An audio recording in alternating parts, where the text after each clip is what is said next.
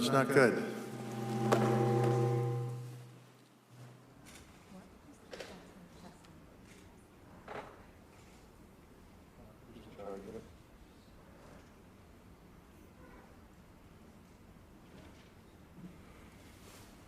Okay. Is that good? If you got the right button, if it gets bad. Hello? The hell, we'll get rid of these mics if we have to. Let's see here. Well, I want to call this appropriations hearing together. Hello?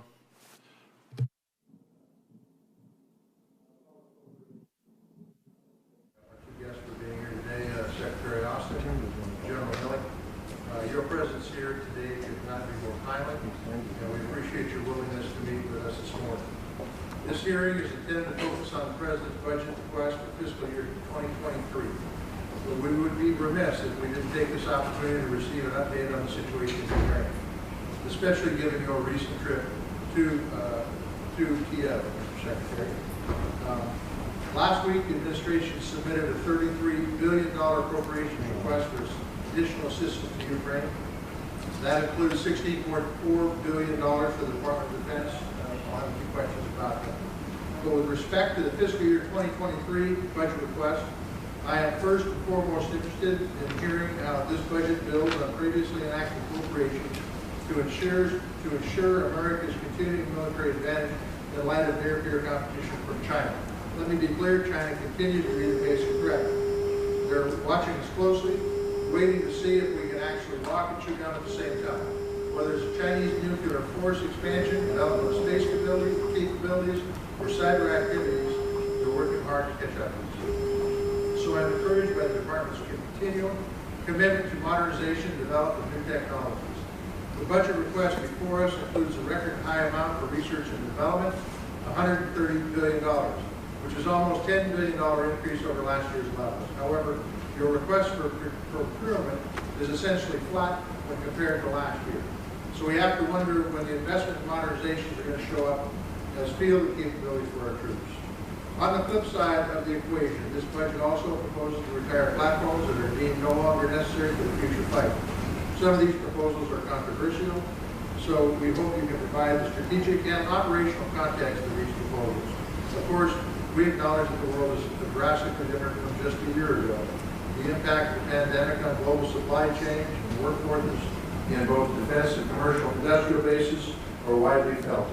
Further, Russia's brutal invasion of Ukraine has impacted global supply chains and markets across the board, driving up fuel prices and creating uncertain markets. So the affordability of the budget as proposed, in other words, are you going to be able to afford what you think you can, as well as the ability of the industry to deliver for our troops in a timely manner, are very real questions that this committee is going to wrestle with. We cannot afford to waste time or money to ensure that we're getting our troops what they need to do their jobs at the right time and at the right cost. Once again, I want to thank the witnesses and the testimony they're about to give. I look forward to hearing from you both. As you can see, Senator Shelby is ill today, so he is not going to be here. So we'll just go right straight to you, Secretary Austin. Good morning, Chairman Tester and the distinguished members of the committee. Thank you for the chance to testify today in support of the President's budget request for fiscal year 2023. Mr. Chairman, we're still focused on three key priorities at the Department of Defense: defending our nation, taking care of our people, and succeeding through teamwork. And our budget request helps us meet each one of those priorities. Our budget seeks more than $56 billion for air power platforms and systems, and more than $40 billion to maintain our dominance at sea, including buying 9 more battle force ships, and almost $13 billion to support and modernize our combat credible forces on land. Our budget also funds the modernization of all 3 legs of the nuclear triad to ensure that we maintain a safe, secure, and effective strategic deterrent. Of course, none of these capabilities matter much without our people and their families. So we're seeking your support for a 4.6% pay raise for our military and civilian personnel and other special pay and benefits. We also plan to invest in outstanding and affordable child care, in the construction of on-base child development centers, and in ensuring that all our families can always put good and healthy food on the table. We're also deeply focused on the terrible problem of suicide in the U.S. military. So we're increasing access to mental health care, expanding telehealth capacities, and fighting the tired old stigmas against seeking help. With your support, I've just ordered the establishment of an independent review committee to help us grapple with suicide, to better understand it, to prevent it, and to treat the unseen wounds that lead to it. At the same time, we're working hard to implement the recommendations of the Independent Review Commission on Sexual Assault. We know that we have a long way to go to rid ourselves of this scourge. Our budget seeks nearly $480 million to do just that. This is a leadership issue, and you have my personal commitment to keep leading. You're also seeing how much our leadership matters when it comes to Ukraine. And just last week, I convened the first meeting of what is now the Contact Group on Ukrainian Security, a group of defense leaders from around the world committed to supporting Ukraine after Russia's unprovoked and unjust invasion. Now, that gathering sent a powerful signal that nations of goodwill are intensifying their efforts to help Ukraine better defend itself. And with the help of Congress, the United States has been able to deliver security assistance to Ukraine with unprecedented speed and resolve. And that has made a huge difference on the ground. President Zelensky made that clear when I met him in Kyiv, along with Secretary of State Blinken just over a week ago. Even before Putin started his war of choice, we provided Ukraine with $1 billion worth of weapons and gear through Presidential Drawdown Authority. And since Russia's invasion, the United States has committed some $3.7 billion to Ukraine. But the war is changing, and the coming weeks will be crucial. Our goal is to help get the Ukrainians the capability that they need most right now in the Donbass and in the South. Now, as you know, the President has nearly exhausted the drawdown authority that Congress approved in March. So last week, he submitted to you a $33 billion supplemental request, which will help us continue to meet Ukraine's urgent requirements without interruption. Specifically, we are requesting, as you pointed out, Chairman, $16 billion for the Department of Defense, which includes $5 billion of additional drawdown authority, $6 billion more for the Ukraine Security Assistance Initiative, and another $5 billion for critical investments to help cover the operational cost of bolstering NATO's eastern flank. I want to thank you for your strong leadership toward our shared goal of helping Ukraine defend itself and supporting NATO. I hope the Congress will quickly approve this supplemental. Now, let me briefly mention a couple of other major efforts that the Department's focused on. As you know, the Department's pacing challenge remains countering aggression and bullying from China. So this budget invests some $6 billion in the Pacific Deterrence Initiative. And in keeping with our new national defense strategy, we're going to enhance our force posture, our infrastructure, our presence, and our readiness in the Indo-Pacific, including the missile defense of Guam. At the same time, we must be prepared for threats that pay no heed to borders, from pandemics to climate change. And we must tackle the persistent threats posed by North Korea, Iran, and global terrorist groups. So I'm proud that our budget seeks more than $130 billion for research, development, testing, and evaluation, the largest R&D request this department has ever made. This includes $1 billion for artificial intelligence, $250 million for 5G, nearly $28 billion for space capabilities, and another $11 billion to protect our networks and develop a cyber mission force. Mr. Chairman, this budget maintains our edge, but it does not take that edge for granted. And through the President's budget and with the help of this committee, we will continue to defend this nation, take care of our people, and support our allies and partners.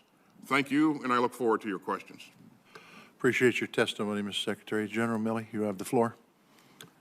Chairman Ted, members of the committee, thank you. And I also want to publicly thank Senator Shelby, although he's not here today, for his lifelong service in America's interests. I am privileged to represent the soldiers, sailors, airmen, Marines, and Guardians of the United States Joint Force. And our troops, as you all know, and with your help, are the best led, best equipped, best trained, most lethal, and most capable military force in the world. Alongside our allies and partners at any given time, approximately 400,000 of us are currently standing watch in 155 countries and conducting operations every day that keep Americans safe. Currently, we are supporting, as you noted in your opening comment, Senator Tester, our European allies in guarding NATO's eastern flank in the face of an unnecessary war of aggression by Russia against the people of Ukraine and the assault on the democratic institutions and rules-based international order that have prevented great power war for the last 78 years since the end of World War II.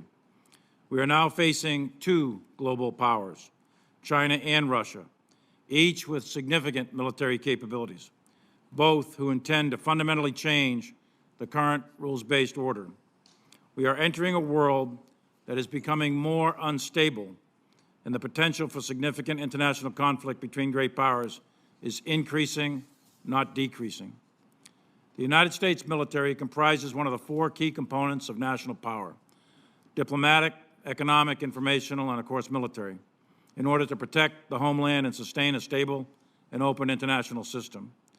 In coordination with the other elements of power, we constantly develop a wide range of military options for the President as Commander-in-Chief and for this Congress to consider. As the U.S. military, we are prepared to deter and, if necessary, fight and win against anyone who seeks to attack the United States, our allies, or our significant or vital national security interests. The Joint Force appreciates the work that our elected representatives do to ensure that we have the resources needed to train, equip, and manage the force in order to be ready. We thank the Congress for increasing last year's fiscal level of military spending, and we look forward to your support for this year's budget. The Joint Force will deliver modernization and readiness to our armed forces and security to the people of the United States at the FY23 budget request of $773 billion.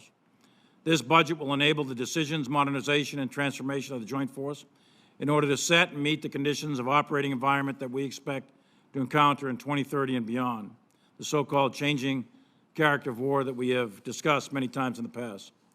We will work diligently to ensure the resources of the American people entrust to us are spent prudently in the best interests of the nation.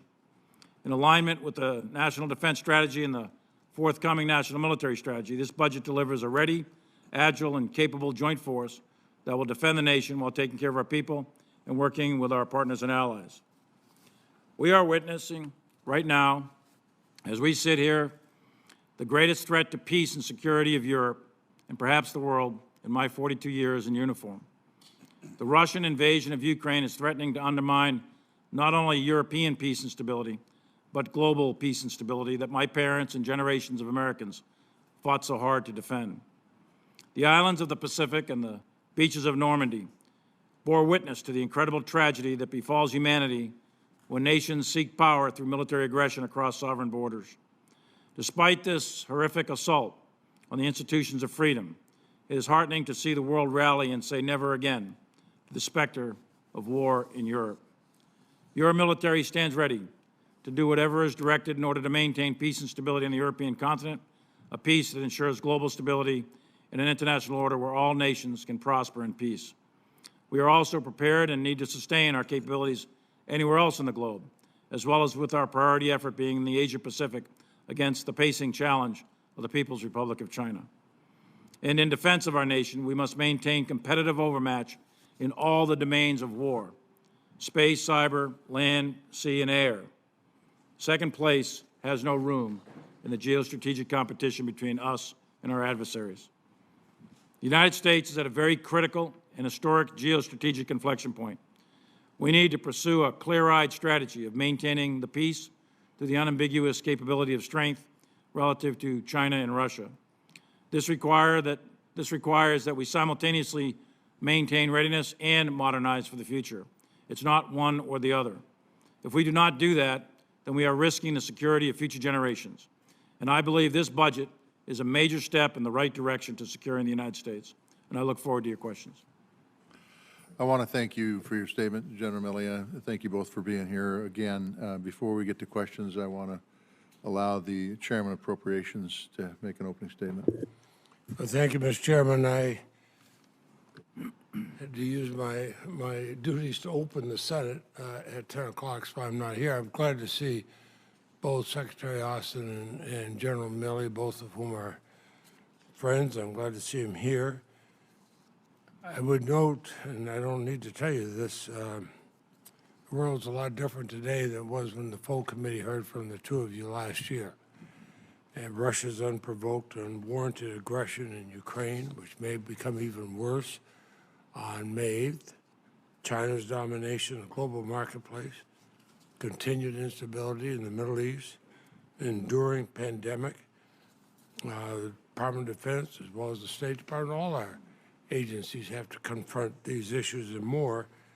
And I think the President's budget is trying to look not just at the current issues, but to anticipate what we have to look at first. But this budget is also the first since the United States ended its involvement in Afghanistan last year, as well as the first since Russia's unprovoked and senseless, all-out assault on Ukraine.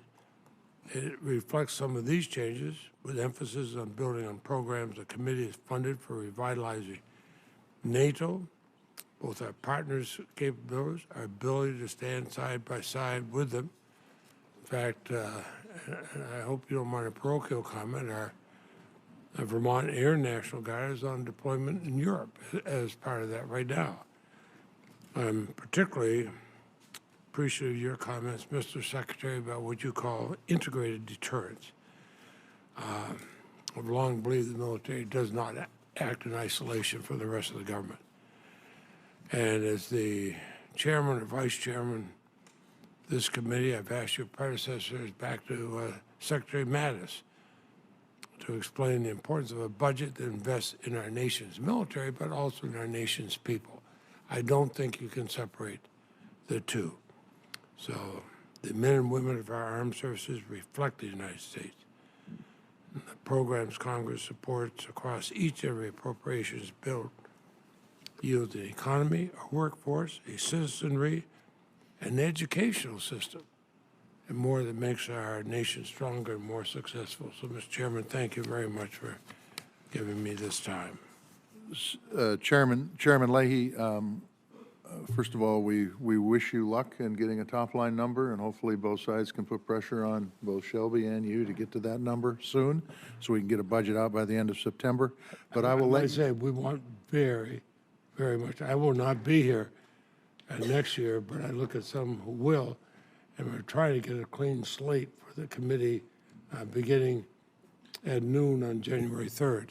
I think we're all on board with that, especially Senator Collins. You may go proceed with your questions, if you might, Secretary.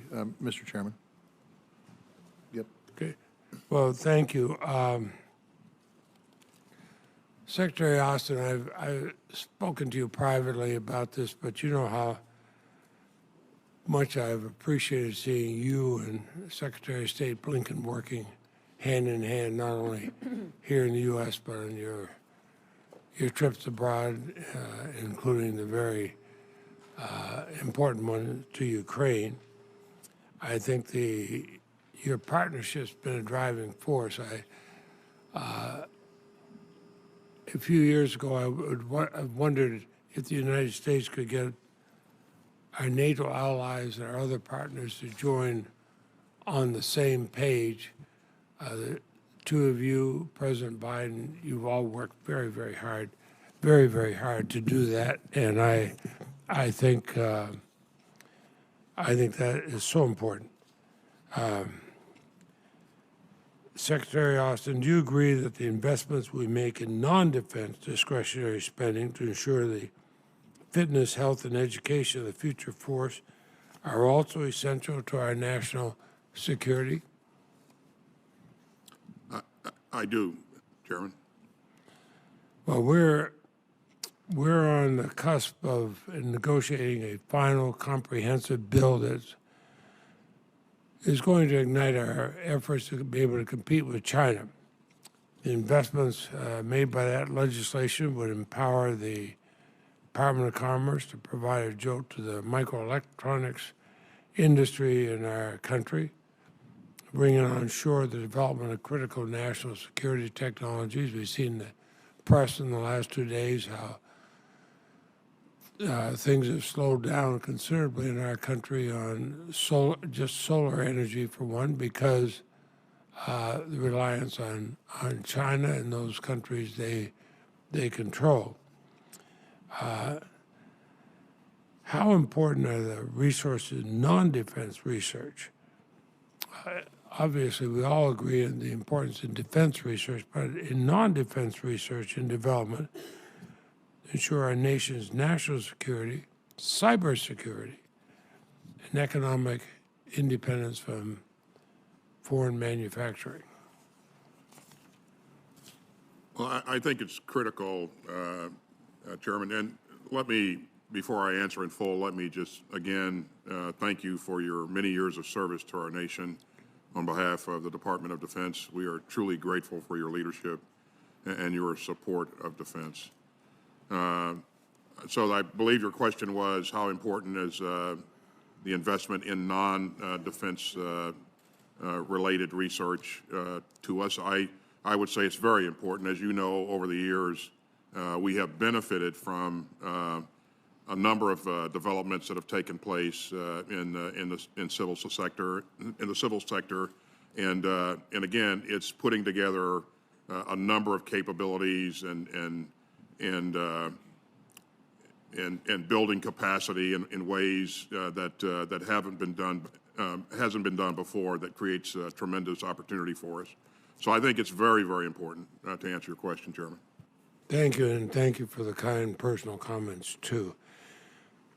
General Milley, I looked at your written remarks. You discussed the importance of working with our allies and our partners. Today, and I use this because the example could be from many states, but the Vermont Air National Guard is doing that in Europe on deployment. I'm a longtime supporter of the National Guard State Partnership Program. Our state recently added Austria to its existing partnerships with Nigeria and North Macedonia.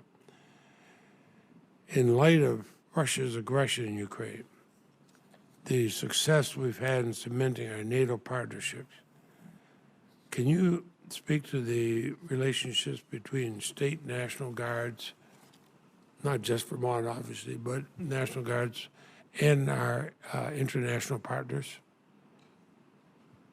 Thanks, Senator. And I, too, want to echo the Secretary's comments and thank you for your half-century of public service. Deeply appreciated, and I know all of us in uniform appreciate your leadership.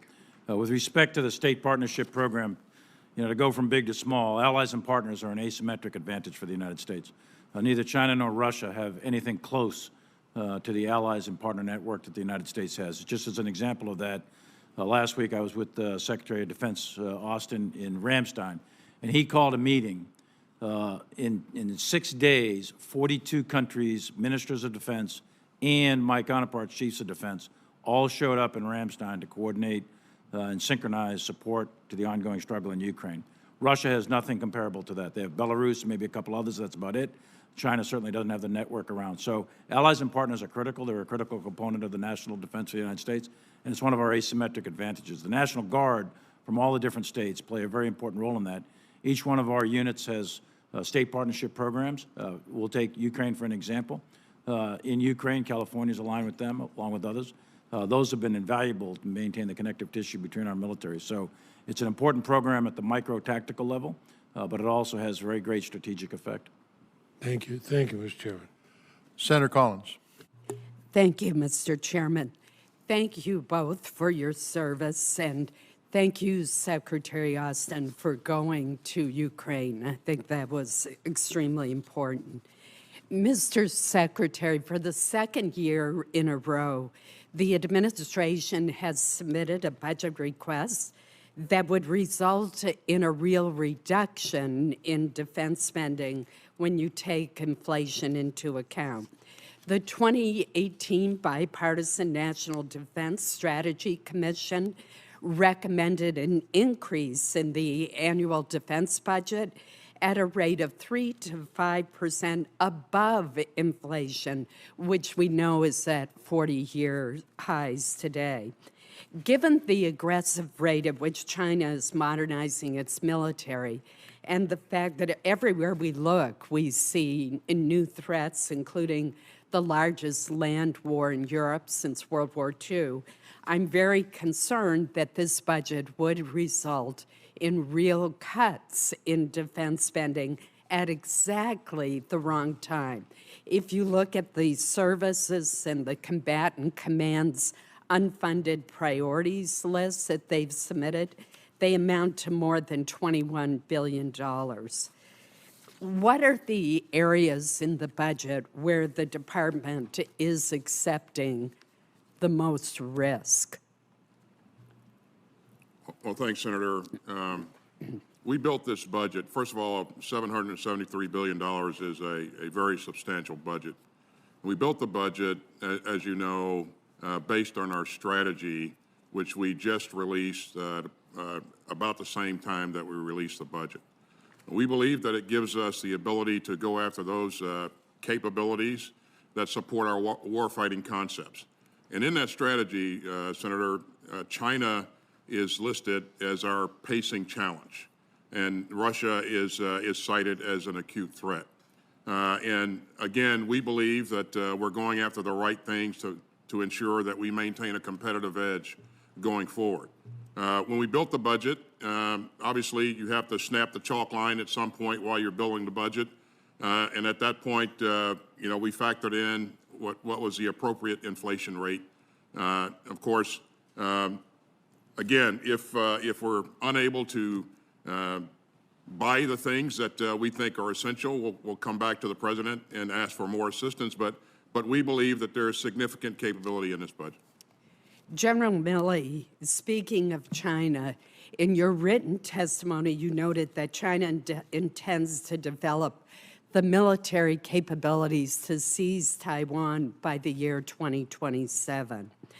During that critical window, the Navy's fleet would actually continue to shrink to 280 ships by 2027 under the administration's budget request. That compares to a Chinese fleet that the Pentagon assesses would be as large as 420 ships by 2025 and 460 ships by 2030. Now, I appreciate the point that you've made that many of our ships are more capable than China's. But as you and virtually everyone I've ever talked to in the Navy has told me, quantity has a quality all of its own. We need to be urgently investing in our shipbuilding capacity and fleet, not going in the opposite direction. There's real risk in relying on capabilities that won't be ready to the 2030s to deter or defeat a Chinese threat that may materialize in the next 5 years. From my perspective, our current shipbuilding trajectory is inconsistent with the Navy's fleet architecture studies done by both the prior administrations and this administration. Are you concerned that the strategy and that this budget is inconsistent with the multiple assessments saying that we need a larger fleet? Yeah, thanks, Senator. The United States is fundamentally a maritime nation, have been from the birth of our nation, and we rely significantly on the sea lines of communication for international trade, et cetera. And we have made, as a matter of policy, a commitment for over 2.5 centuries, freedom of the seas, freedom of navigation, and the right for open investments around the world. That's fundamental. It's part of our DNA. Part and parcel of that is to have a significant, capable fleet. And not just in the Pacific or the Western Pacific, but throughout the globe. So, sure, it would always be nice to have more ships. But the fact of the matter is the most important thing is to have the ships that we do have them in a readiness status, have them with the manning, the training, and the equipping, have them in a very significant readiness status. So that's important as well. And I personally don't want to get hung up on the number of ships versus China versus the United States. It's true, quality has a quantity all its own. But we have allies and partners. China doesn't. the Japanese Navy, the Australian Navy, the other allies and partners that would probably work with the United States. We exercise routinely with them. That would make a significant difference. The other last thing I'd make on relative to Taiwan, it is true that Taiwan is, or the Chinese President Xi has set an objective to have his military prepared capability-wise. That's not the same to say he's actually going to invade, but to have the capability to seize the island of Taiwan. That is a very tall order, and it remains to be seen whether the Chinese will actually be able to execute that, the Chinese military, whether they will have that capability or not. But that is the target on the wall, 2027. We have to keep that in mind as we go into the future. Thank you. Senator Feinstein. Thank you, Mr. Chairman. Secretary Austin and General Milley, last year I asked about military weapons being lost and stolen, and I want to thank you for your prompt response on that issue. But I have one more. I'd like to raise your awareness of food insecurity in the military, to include active guard and reserve troops.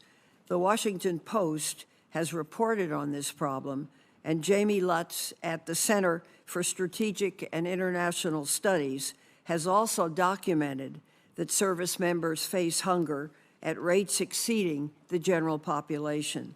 The Adjutant General in California has likewise indicated that we have this problem in California. It is most pronounced among junior enlisted personnel, especially those with children. So here's the question. Do you agree that we have this problem of food insecurity? What is its impact on our readiness? And what do you believe the military will do about it? Thank you, Senator. I'll start. Yes, I do agree that we have an issue with, as you've pointed out, with our lower-ranking enlisted force. And it is important to me, the health and welfare of our force, our troops and our families, very, very important to me. And you have probably heard me talk about this before, and you heard me mention it in my opening statement that we want to make sure that people can put food, good food, healthy food on the table. That's why I've asked you to support me in providing a 4.6% pay raise to the force. Each of the services are making sure that they're doing things to not only help their lower ranking enlisted force, but also making sure that they're teaching them how to helping them learn how to manage finances and other things. So this is a thing that we're focused on at the department level, and I would say that all of our services are focused on it as well. Again, it's very, very important to us. And Senator, I would just add that taking care of our people is critically important for our entire chain of command, and I know it's of great interest to the Congress. That pay raise will go a long way to help. We do acknowledge that that is a real issue. The size and scale and scope, the Secretary's got some folks out there trying to determine exactly what the parameters of that are, but it's real. And no soldier, sailor, airman, Marine should struggle to feed their family. Having good house over the head, good medical care, good education, a safe and secure environment, and putting food on the table is fundamental. 60% of our force is married, on average 2 children per, relatively young. And we owe it to them. If they're going to put their life on the line for this country, we owe it to them to make sure they're being taken care of, and we intend to do that. Thank you for that. Thank you. Secretary Austin, it was reported last month you spoke with your Chinese counterpart for the first time since becoming Secretary of Defense. I'd like to thank you and commend you for that, and I think it's very important in order to build trust and to solve problems.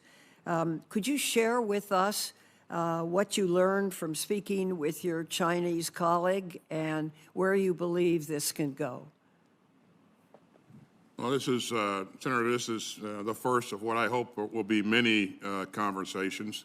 But again, we both recognize the importance of dialogue and maintaining open channels.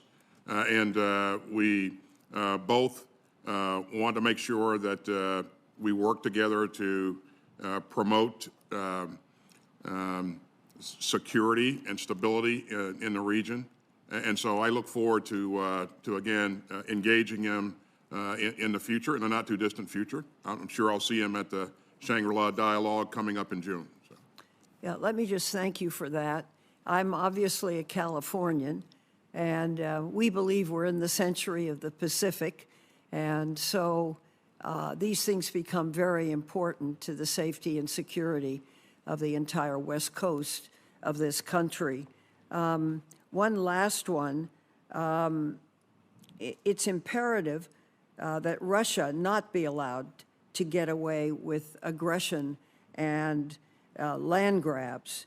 And it seems that Ukraine, with the support of the United States, is really showing considerable strength on the battlefield. So I wanted to ask a quick question, if you can share with us what the end game is and what you hope to achieve. Well, the end game will be defined by the Ukrainian government as it engages with Russia, and so I won't try to define that for them. I would just say that we're going to do everything, continue to do everything within our power to make sure that that we support Ukraine in its efforts to defend its sovereign territory. We hope that at the end of this, that Ukraine will be a sovereign state with a functioning government that can protect its territory, and so that's what we're focused on for now and going forward. My time is up. Thank you, Mr. Chairman. Senator Schatz. Thank you, Mr. Chairman. Thank you both for being here. Secretary Austin, I want to thank you for your clarity and your leadership on the question of the future of the Red Hill bulk fuel storage facility. I also want to thank the Deputy Secretary Hicks and Admirals Paparo and Aquilino. I know up and down the department and the Department of the Navy and the rest of the federal government was deeply engaged. And this was a tough decision, but it was the right decision. And I think you know that, not just from the standpoint of safe drinking water for the state of Hawaii and the residents of Hawaii and your service members, but that it was right for national security. In your own words, centrally located bulk fuel storage of this magnitude likely made sense in 1943, but doesn't make sense for how we operate in the Indo-Pacific today. Can you talk about why this is a better decision from a national security perspective? Well, Senator, let me thank you and the entire state delegation for what you did in exercising leadership on this important issue. We really appreciate it. You hit the nail on the head when you quoted me regarding the fact that this was conceived in the 1940s, and it served a specific purpose at that point in time. It doesn't necessarily support the way that we operate today. We're much further forward in theater. We operate in a dispersed fashion. Our logistical support ought to mirror that, ought to enable our operations. And so I felt that it was important to make sure that we had our reserves positioned appropriately to support our operations going forward here. And that's what drove my decision, in conjunction with the fact that I'm very concerned about the health and welfare of our troops, our families, and the people of Hawaii as well. So. Thank you. As you know, we're in the implementation phase of the decision that you came to. The third-party assessment wrapped up last week. I know it's going to take some time at the Office of the Secretary and the CAPE to kind of come to some final conclusions. I have a very specific question pertinent to the Defense Appropriations Subcommittee, which is that you got the third-party assessment coming in. Now you're in process, sort of final phases, maybe 10-yard line. But we need a number if we're going to not miss a whole fiscal year's worth of progress. And so I'm wondering where you are in that process and how quickly you can turn that third-party assessment into a requirement so that we can consider it as a subcommittee. Well, thanks, Senator. The Navy is reviewing that report, all 880 pages of it, and that will inform their approach to recommending how we should go about defueling the facility. So, to your point, I'm waiting on the Navy to come back with its specific plan for defueling, and I expect to get that at the end of the month. Okay, so in time for us to consider a number. I certainly hope so, Senator. Okay, thank you. I want to use my final minute and a half for the Compact of Free Association negotiations. Admiral Aquilino's posture plans for the Indo-Pacific rely, at least in part, on maintaining access to compact states, Micronesia, the Marshall Islands, and Palau. Can you talk about the importance of these compact states to DOD's mission in the Pacific? They're very important. We always aim to be the partner of choice, and I think our continued engagement with them will certainly result in additional capability and capacity as we go forward. So I think the combatant commander is doing a great job in terms of continued engagement. But again, our goal is to make sure that we are the partner of choice, and so far I'm very encouraged by what we're seeing. Just a bit about the interagency process here. You know, as you know, you have the Department of Interior through the Office of through the Secretary for Insular Affairs, and then you have the Department of State as sort of lead negotiator. But DOD is right there, and to a certain extent, although you're a silent partner in terms of the nuts and bolts of the negotiation, you're the biggest deal in the negotiation. So what I'd like you to consider is appointing someone specifically to be in the room for even the preliminary negotiations. Again, states got a lead on this, but having DOD at the table makes an enormous difference for compact states in terms of conveying to these compact states how important they are to us. Well, as Chairman pointed out at the top of the meeting here, Secretary Blinken and I are great partners, and certainly I'm sure that this will be what he will want to see as well. And we will continue to work with the entire interagency to make sure that we're in the right place here. So. Great, thank you. Senator Bozeman. Thank you, Mr. Chair. Thank you all so much for all that you do and for you being here today. Both of your testimonies highlight the importance of integrated deterrence for aligning department policies, resources, and activities to strengthen deterrence. An essential part of this is bolstering of our allies and partners to better deter our adversaries. General Milley, as you mentioned in your testimony, the U.S. must continue to strengthen our relationships by building our partners' capabilities to deter our adversaries. Recently, several European allies have stated their intent to purchase the F-35 fighter jet. Would Poland, Finland, and Germany having F-35s be helpful to our national security and deterrence against Russia and Europe?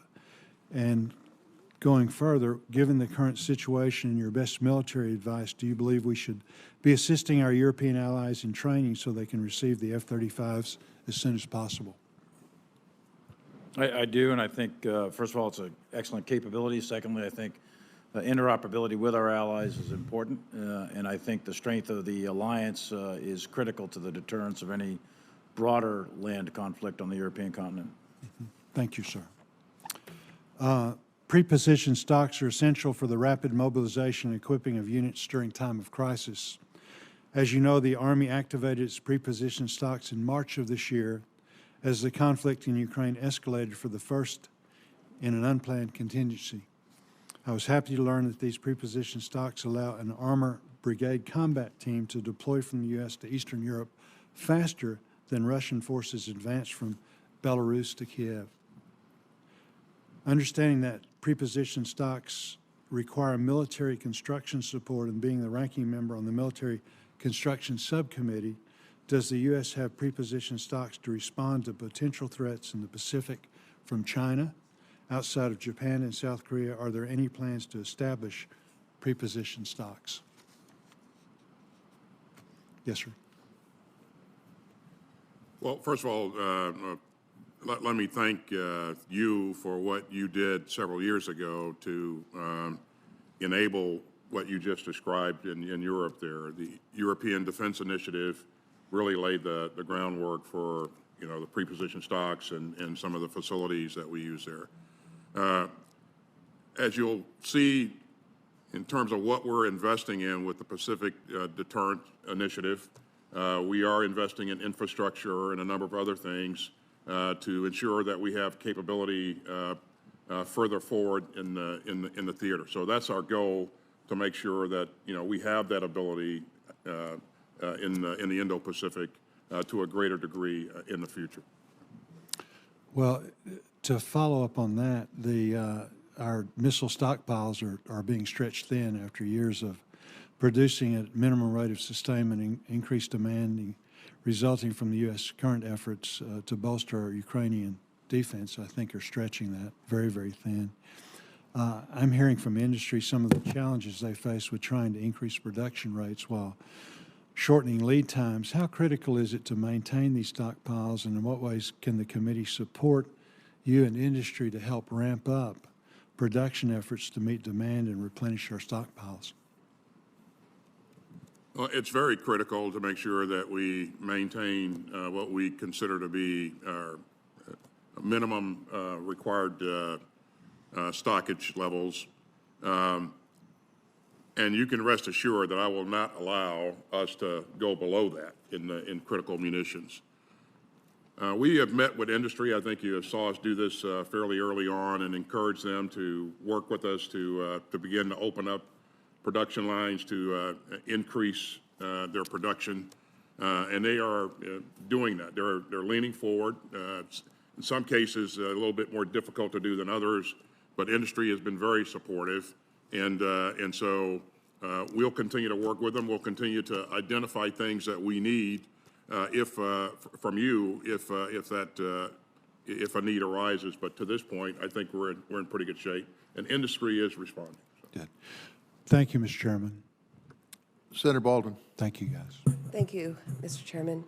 Secretary Austin, welcome. A healthy defense industrial base is a critical element for our national security. And President Biden issued an executive order in January of 2021 to strengthen Buy America requirements for all federal programs. In July, a notice of proposed rulemaking increased the domestic content requirement from 55% to 60%, with a phased-in increase to 75%. This is a move I strongly support.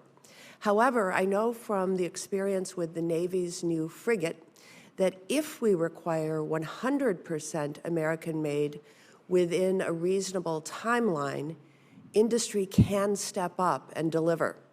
With the frigate, this actually resulted in the onshoring of new U.S. manufacturing. So do you support replicating this success for other defense programs with the goal of hitting 100% American-made, so long as the department has reasonable timelines and reasonable waivers at their disposal?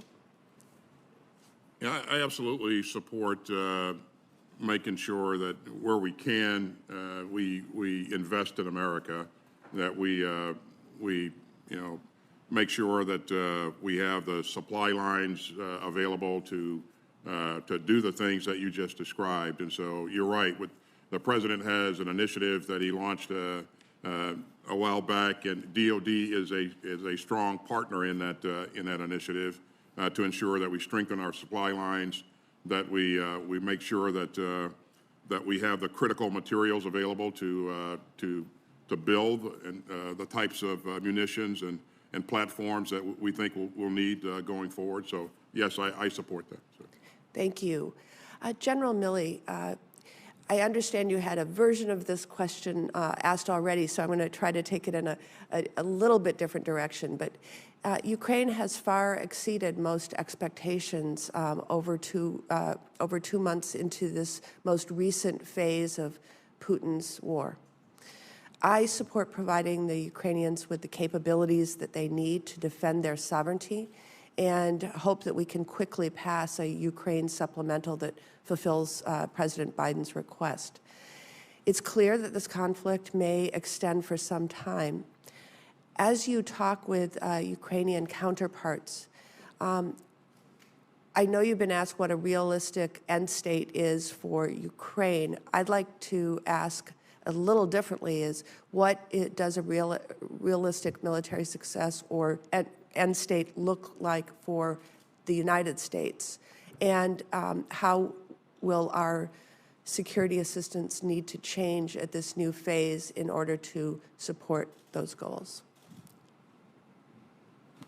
Thanks, Senator. The end state has been articulated by the President, the Secretary of Defense, Secretary Blinken several different times. And what it is maintain the cohesion of NATO, make sure that Ukraine at the end of the day ends up as a free sovereign nation with the territorial integrity intact. No kinetic war between NATO and the United States and Russia, so no action between our military forces specifically, and continue to support the Ukrainian people with what they need to defend themselves. So that's what we're trying to do, and we need to, at the end of the day, what's it all about? It's all about the rules-based international order has been grossly violated by Russia with an illegal, aggressive action by military forces across the sovereign border.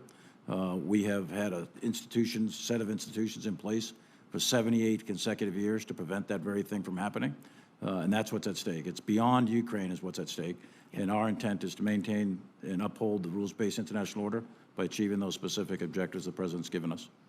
Thank you.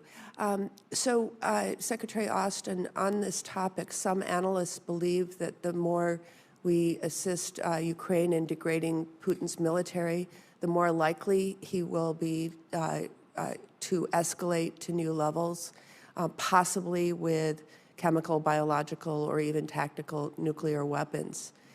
Can you clarify how this might change the calculus that General Milley was just outlining in terms of use of force from the U.S. military?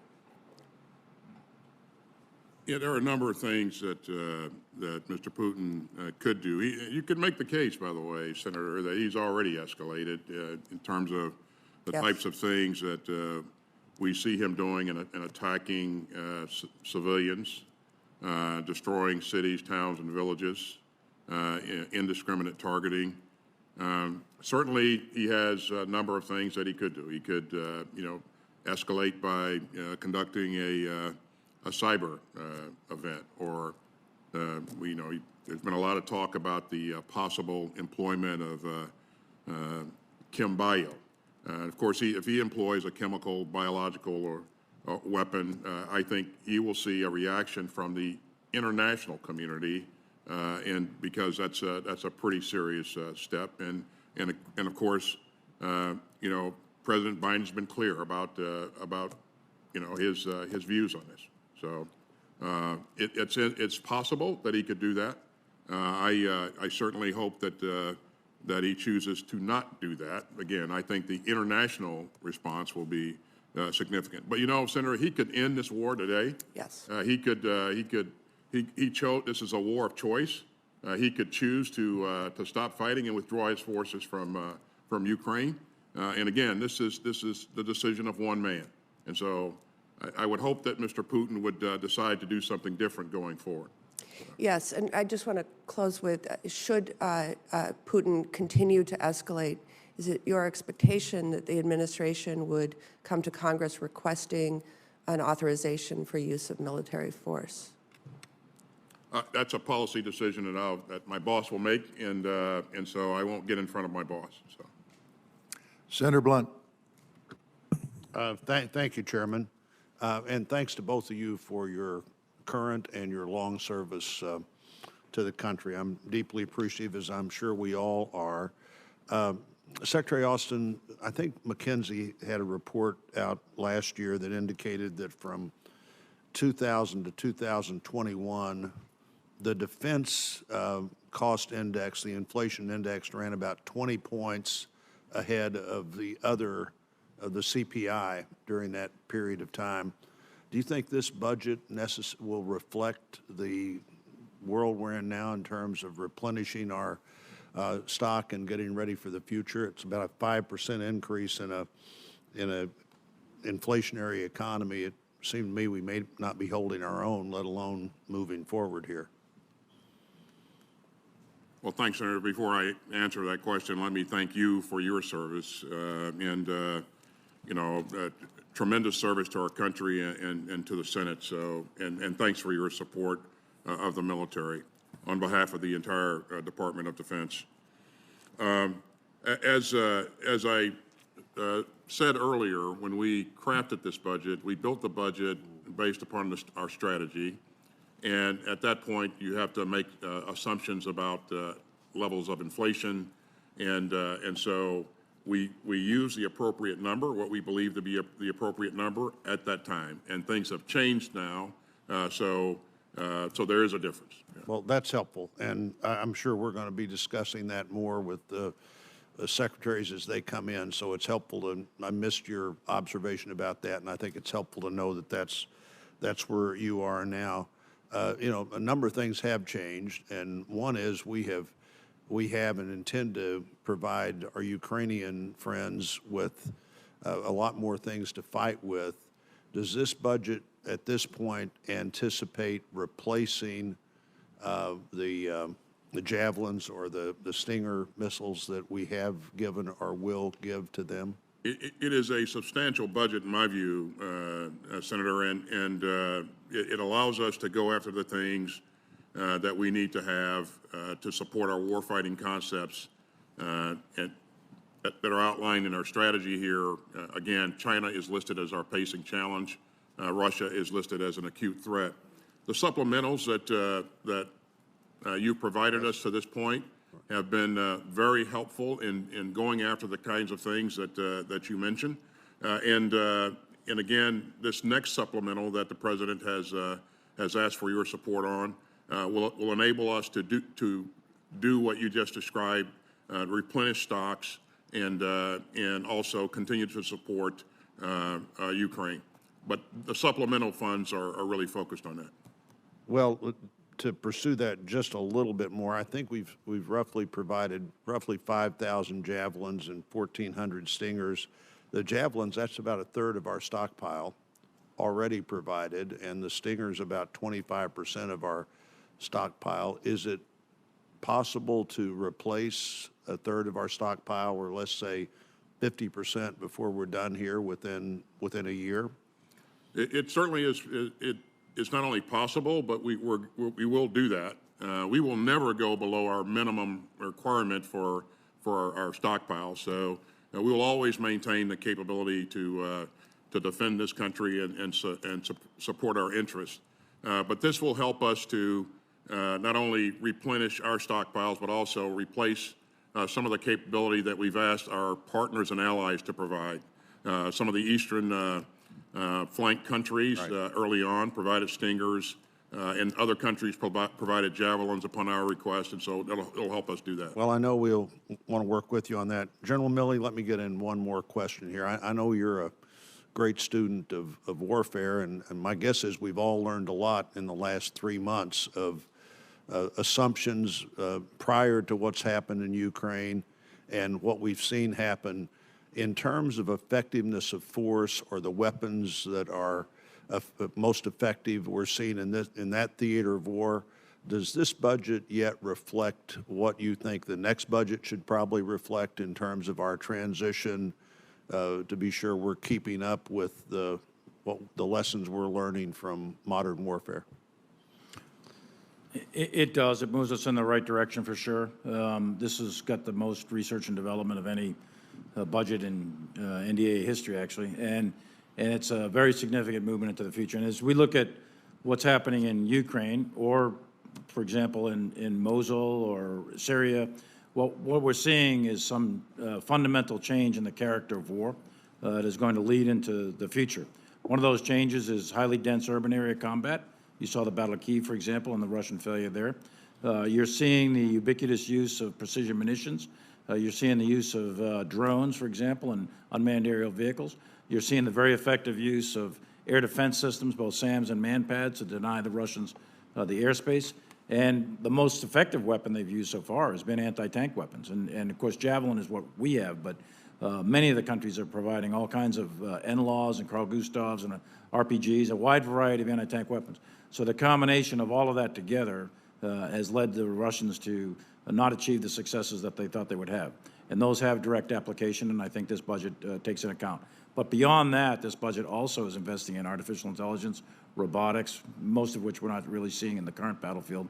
But we do expect those to be very, very significant players in a future battle, 20, 30 years from now, something like that. Those are going to be dominant technologies at that time.